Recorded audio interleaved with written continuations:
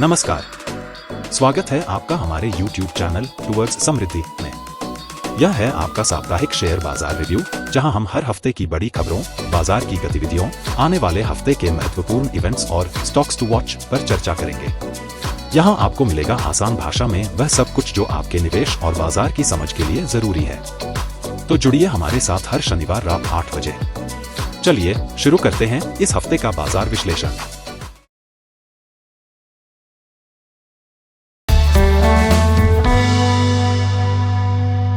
Nifty 50 ने 4 अप्रैल 2025 की साप्ताहिक कैंडल को 22,904 के स्तर पर बंद किया है, जो लगभग 2.6% की गिरावट दिखा रहा है।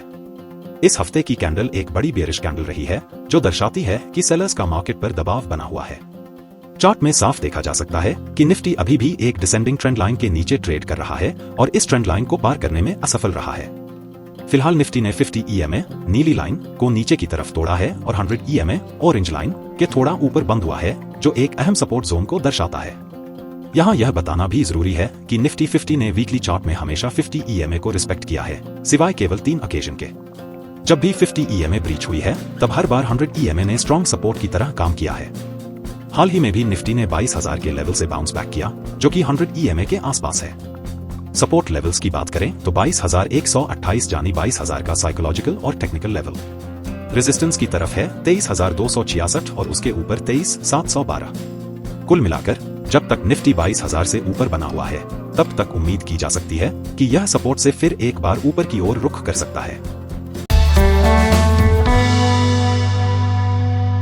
बैंक निफ्टी ने 4 अप्रैल 2025 की वीकली कैंडल को 51,502 के स्तर पर बंद किया है, जो पिछले सप्ताह की तेज रिकवरी के बाद थोड़ा सा नेगेटिव 0.12% रहा है। हालांकि कैंडल हल्की बेयरिश है, लेकिन ओवरऑल स्ट्रक्चर अब भी बुलिश दिख रहा है। चार्ट में एक जबरदस्त बाउंस देखने को मिला है, जो लगभग 47,800 के स्तर से हुआ। इस बाउंस ने न केवल पुराने हॉरिजॉन्टल सपोर्ट जोन को रिस्पेक्ट किया है, बल्कि लंबे समय से चल रही ग्रीन ट्रेंड लाइन को भी रिक्लेम कर लिया है। यह एक सकारात्मक संकेत है। सपोर्ट की बात करें तो इमीडिएट सपोर्ट S1 है 49,926 का, जो हॉरिजॉन्टल सपोर्ट और पुराने कंसोलिडेशन जोन को दिखाता है। S2 है 47,871 का, जहां से पिछली बार बाउंस आया था। अगर यह लेवल भी टूटता है तो S3 बनेगा 46,175 का। रेजिस्टेंस की तरफ R1 है 55,404 का, जो कि ऑल टाइम हाई है। अगर बाइंग मोमेंटम बना रहता है तो बैंक निफ्टी एक बार फिर से इस लेवल को टेस्ट करने की कोशिश कर सकता है। कुल मिलाकर जब तक बैंक निफ्टी 49,900 के ऊपर बना हुआ है, तब तक बुल्स का अपर हैंड बना रहेगा और आगे की तेजी की संभावना बनी रहेगी।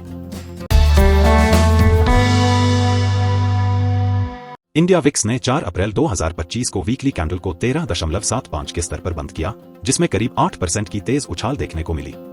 यह मूव एक स्ट्रॉन्ग बाउंस है 12.79 लेवल से, जो हाल ही में एक मजबूत सपोर्ट के रूप में काम कर रहा है।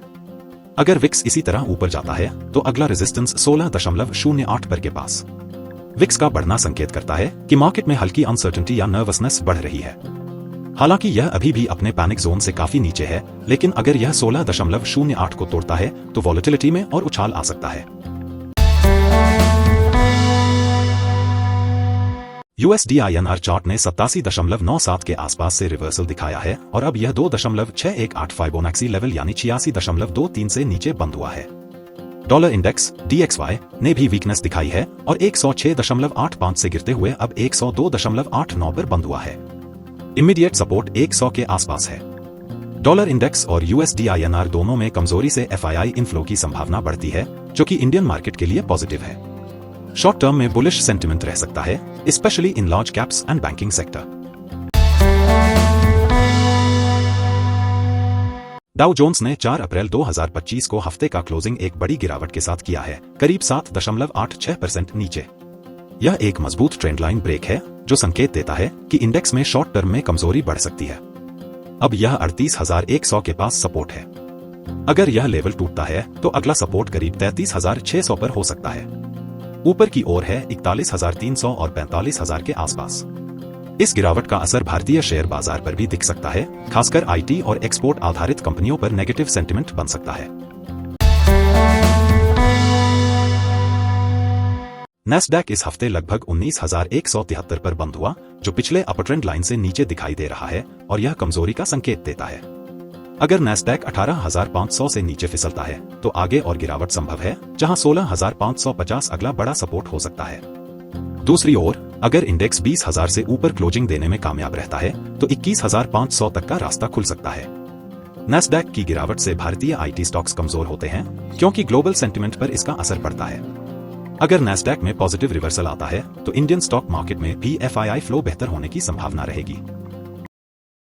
पिछले हफ्ते 4 अप्रैल 2025 ग्लोबल मार्केट्स में तेज गिरावट देखने को मिली, जिसमें नैस्डैक और डाउ जोन्स दोनों ने अहम ट्रेंड लाइनों को तोड़ दिया। नैस्डैक करीब 9% गिरकर 17,346 पर बंद हुआ, जो कि कमजोर सेंटिमेंट का संकेत है। वहीं डाउ जोन्स भी 7.86% की बड़ी गिरावट के साथ बंद हुआ। इन सबका असर भारतीय बाजार पर भी पड़ा। निफ्टी 2.6% गिरकर 22,904 पर बंद हुआ और फिलहाल ये एक अहम सपोर्ट जोन पर है। बैंक निफ्टी ने हालांकि मजबूती दिखाई और 51,502 पर टिके रहकर बुलिश स्ट्रक्चर बनाए रखा। इंडिया विक्स में 8% उछाल दिखा, जिससे यह साफ है कि बाजार में हल्की नर्वसनेस है। लेकिन ट्रेडर्स और इन्वेस्टर्स के लिए यह घबराने का समय नहीं है, बल्कि सतर्क रहने का। शॉर्ट टर्म में वॉलेटिलिटी बनी रह सकती है, लेकिन लॉन्ग टर्म इन्वेस्टर्स को फंडामेंटली स्ट्रॉन्ग स्टॉक्स में सिप और स्टैगर्ड बाइंग की स्ट्रैटेजी अपनानी चाहिए। याद रखिए, करेक्शन डरने के लिए नहीं, अपॉर्चुनिटीज ढूंढने का वक्त होता है। बाजार हमेशा डर से गिरता है और उम्मीद से उठता है। डिसिप्लिन और पेशेंस के साथ चलेंगे तो अनसर्टेनिटी में भी क्लैरिटी मिलेगी। Keep learning, stay calm and move ahead with confidence. तो दोस्तों, ये था इस हफ्ते का शेयर बाजार रिव्यू। उम्मीद है आपको हमारा ये विश्लेषण पसंद आया होगा और आपकी जानकारी में बढ़ोतरी हुई होगी। अगर आपको ये वीडियो अच्छा लगा तो इसे लाइक और शेयर करना न भूलें। और हाँ, हमारे चैनल टुवर्ड्स समृद्धि को सब्सक्राइब करें ताकि आप कोई भी अपडेट मिस न करें। हमसे जुड़े रहें और अपने सवाल या सुझाव नीचे कमेंट में जरूर लिखें। मिलते हैं अगले शनिवार रात 8 बजे। तब तक के लिए नमस्कार।